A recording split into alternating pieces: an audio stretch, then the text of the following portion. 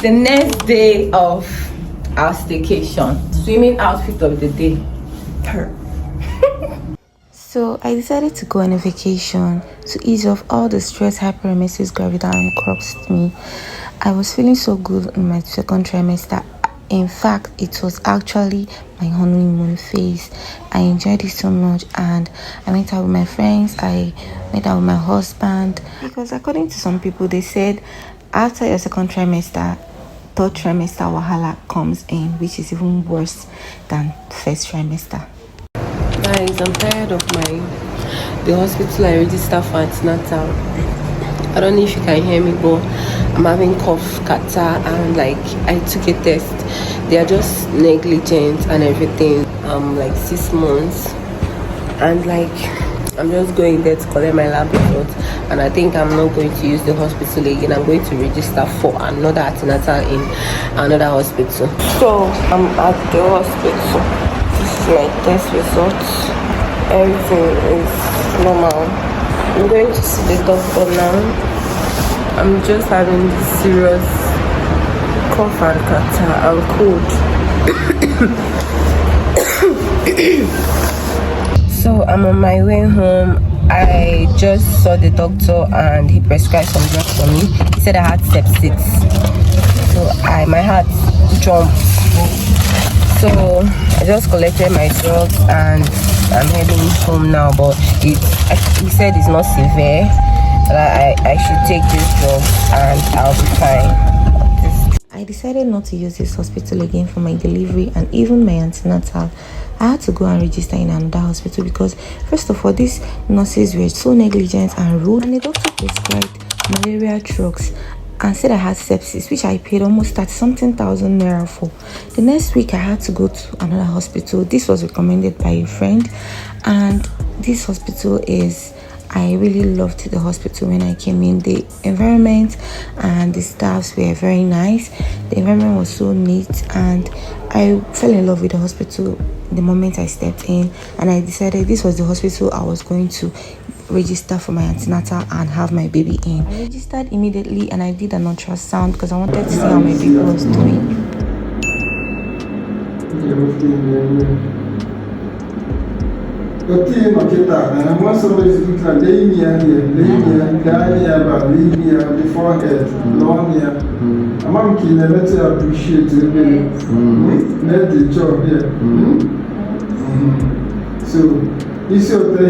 My baby was doing so fine, and after the ultrasound I had to go and buy some baby items with my sister and my husband.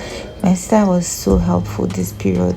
That's a story for another day because she's really my godsend. So after buying some baby stuff, when I came home I was so obsessed I couldn't even leave it. I started unboxing and looking at them again. A postpartum period. Crack your brain and say, what to eat that will engage in this level. So they now decided.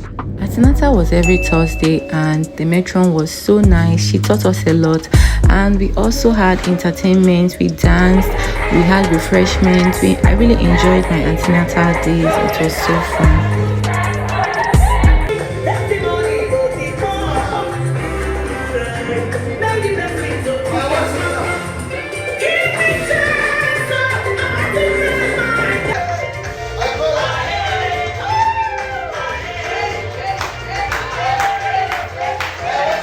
On 25th February, I started having serious contraction. I was 34 weeks to 35 weeks here. I was having serious contraction. The contraction started around 6 p.m. I thought it was a normal cramp that I feel, because when you're pregnant you feel some cramps, but it started getting worse and worse. I thought I could endure it, but it started getting worse and worse. Before then, I was told my baby was breached, that I had to go for CS. So the contraction didn't stop that day. I had to go to the hospital around 4 a.m. I was admitted and given some drugs and medications, and I had to do an ultrasound and found out that my baby has turned and is now in cephalic break position. I was so happy. On the 7th of March, I was strong enough to go for my maternity shoot.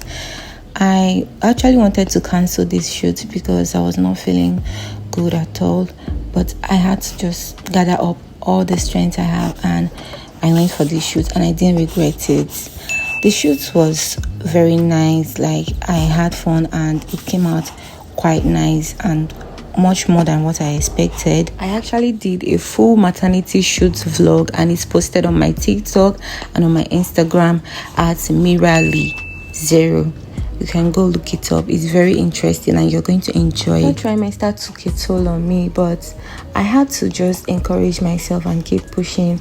My baby became so heavy and a lot of things happened during this period, but I just decided to make myself happy and just know that I'm expecting a big blessing from God. I always hide to cry in my private space and always pray that God keeps my baby healthy no matter what I'm facing. I'm going to the hospital now to get induced.